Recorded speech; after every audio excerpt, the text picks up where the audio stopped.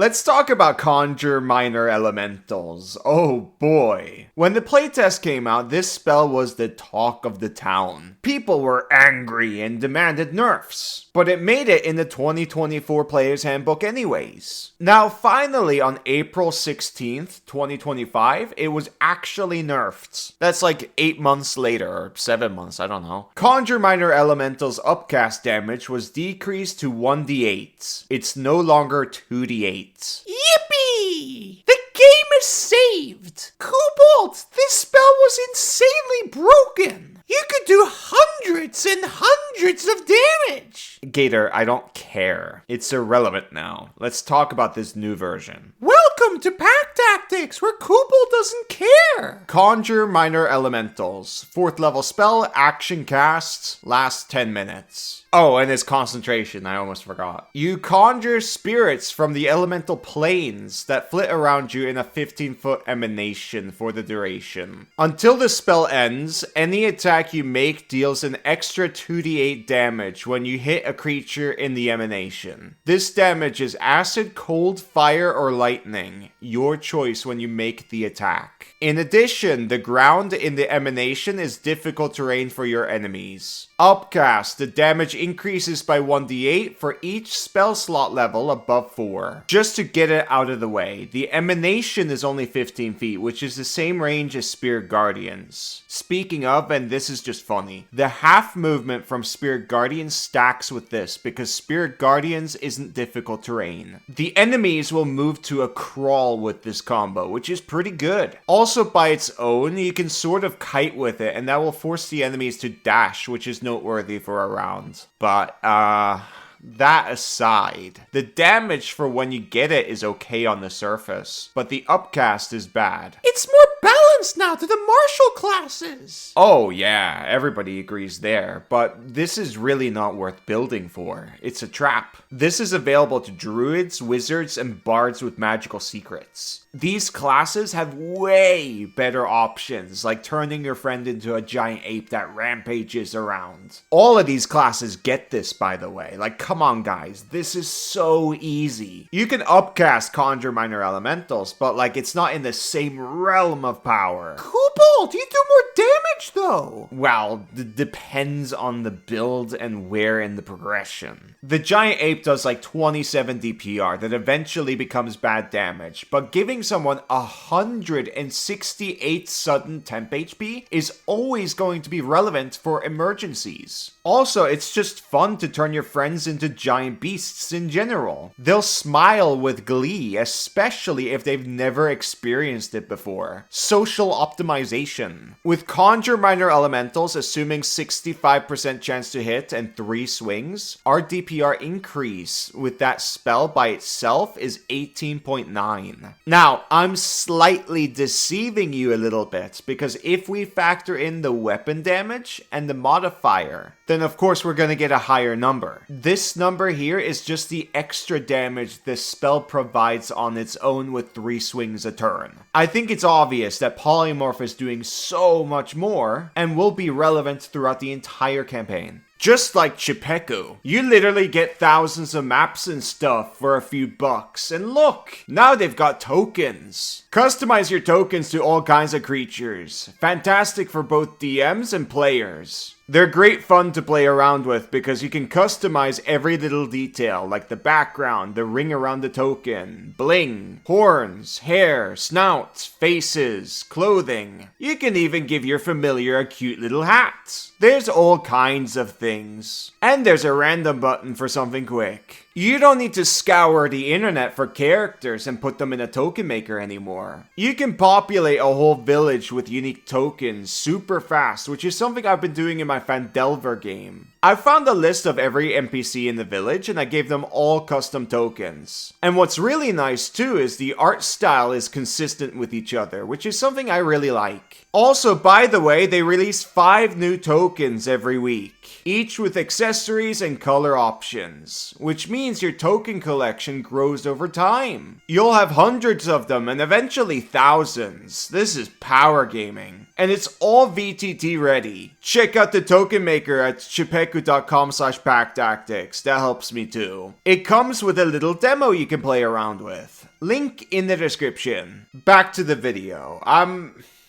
I wrote this giant list like Hypnotic Pattern shutting down 4 creatures is just more. Wall of Force, obviously auto shutdown. Phantom Steed can dash 200 feet. With Conjure Minor Elementals, you have to be within 15 feet. What does that mean? Oh, that means you're really close to melee, which means you take more damage because you're in the front lines. There's just a sea of so many powerful options. And sure, you know, these are different tools, but of course you gotta use the appropriate tool for the situation. This tool is appropriate for single targets, which is awkward when it's an action cast. That means you're doing a round setup. Now, sure, you can cast this before going into a fight, which is the optimal approach. But you usually don't really know what you're gonna fight. If you know you're gonna fight single targets every single time, then sure. If you're the Nova guy, then yeah, I understand why you would do this. The range is really awkward though, but if you're playing a Blade Singer, that works out because, well, you got your Phantom Steed, you got your Misty Step, and that Phantom Steed is gonna die though, but if you manage to pick off the biggest spellcaster, then I'd say that's a win. But I don't really think you're gonna be able to do that now that the spell is nerfed. The enemy spellcasters are crazy now, and you're within melee and counterspell range. I wouldn't be surprised if they counterspell your shield, and the melee guys just turn you into a pancake. You might lose that concentration too, and if you do, then, well, I recommend casting a different spell. That round setup, like, oof. That is so painful. Wait, is that why you thought the spell was okay on release? That was very generalized. But yeah. And I knew in the playtest that they would boost monsters. So I thought, oh well, they're gonna boost monsters, so this is just okay. And I also knew that Nova was gonna be nerfed. Single target damage was gonna be nerfed. Why? Because I read the playtests. I also read the book and it ended up being true. Now, sure, Conjure Minor Elementals was not balanced towards everything else. And that's really the problem here. That's why people were mad. From my understanding, at least. Martial optimization is in such a rough state that you can barely change a weapon. People think it's an exploit to swap your hand crossbow to another hand crossbow. Kobold, that video is absurd though. I know.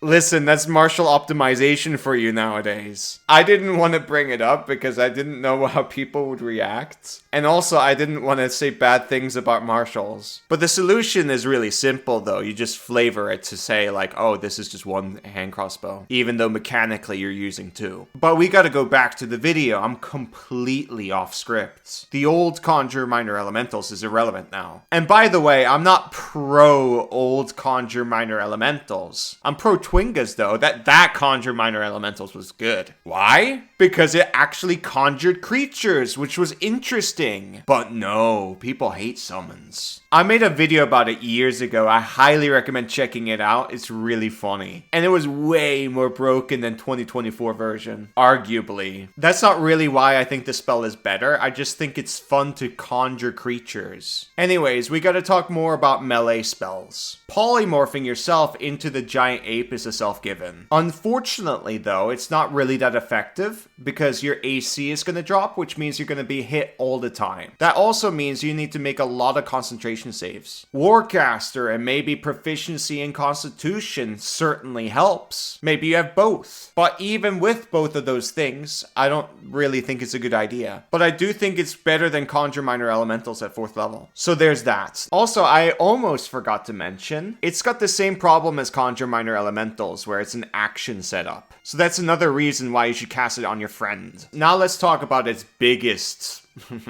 rival, I guess you could say. Well, specifically for druids and arguably bards. Though bards can get access to something else that's even better than this. We gotta talk about Conjure Woodland Beings. It affects more creatures in a 10-foot radius, which will equal more total damage over time. In addition, you can disengage as a bonus action. It lasts as long as Conjure Minor Elementals. It's even got the same setup. It's an action cast. And remember what I said. Conjure Minor Elementals is really bad to set up in combat because you're not going to attack on the first round. That's super important. A round is super valuable. Most fights only last 4 rounds. You're paying a very expensive price. The enemies are doing stuff, and you spent the 4th level spell slot. You did nothing but a setup. With Conjure Woodland Beings, sure, you're not making an attack still, but the spell is still going to do damage for you on the first round, unlike the other spell. And then there's the bonus action Disengage.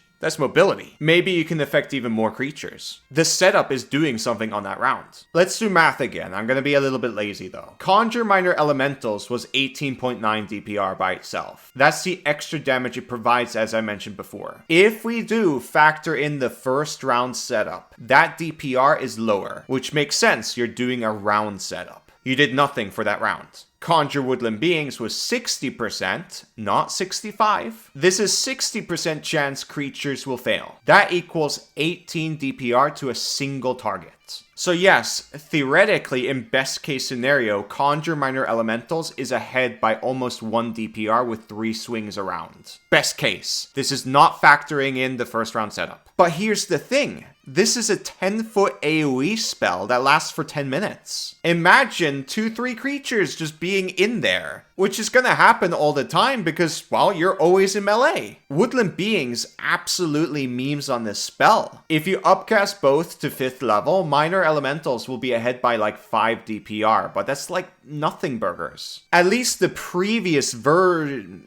You know what? Never mind. So you might be wondering, why does Woodland Beings do so much damage? It's because of the half damage. It's so insanely powerful and people underrate it every single time. I made a video about it years ago, link in the description. If you don't know about it, it will change how you look at builds and spells. Anyways, I think people are starting to see the picture now. I don't need to mention like a billion spells and their specific cases and the math and blah blah blah blah. But there's one more spell I want to talk about though. It's Spirit Shroud. I made a video about it. I called it a trap. Conjure Minor Elementals is in a worse position than Spirit Shroud. This is a 3rd level spell that's competing with less spells. And not only that, and this is the biggest kicker, this is a bonus action setup. Conjure Minor Elementals is an action setup. That means you're doing damage on the first round. And the damage done is basically the same when you upcast it. The only big disadvantage here is the duration only lasts for 1 minute. But that's more than enough for an entire fight. And if you lose that concentration because, well, you're in melee, you're gonna get hit a lot, you just cast it again. It's an easier round setup. So yeah, this spell really sucks. Now, don't get me wrong, this is a viable tool that can be decent if the party needs single target damage. Like, some parties just don't have the single target damage behind them. There's a time and a place for these kind of spells. But it is in a very awkward position with Polymorph and Conjure Woodland Beings, Spirit Guardians for bards, and I guess even Spirit Shroud is like right there. These few spells are just providing more. And I can go on for a very long time with other spells as well. But I don't think we really need to. We're done here. Oh, thank God. I never need to talk about this meme spell ever again. We can move on to actual fun things. It is absolutely wild to me how people go completely monkey brain over these boring single target damage spells. I remember when Spirit Shroud came out in Tashes, and it was the exact same reaction. Guys, improving your team with combos is healthier for the table, and it's better than your single builds. Expand your tools and your options. Thinking about what you can provide for your team socially and mechanically is true optimization that will enhance your gameplay and other people's experience of the game. But to be fair, if you genuinely do enjoy this spell, then cast it. Whatever. I don't care. This game is easy. But I do think you're making a huge mistake chasing D8s rather than things that are actually interesting in the tabletop game with almost infinite possibilities. End of video. Oh, look! Kobold and Gator Dice. Don't they look cool? You can follow them on Kickstarter. Anyways, thank you for watching. Bye-bye!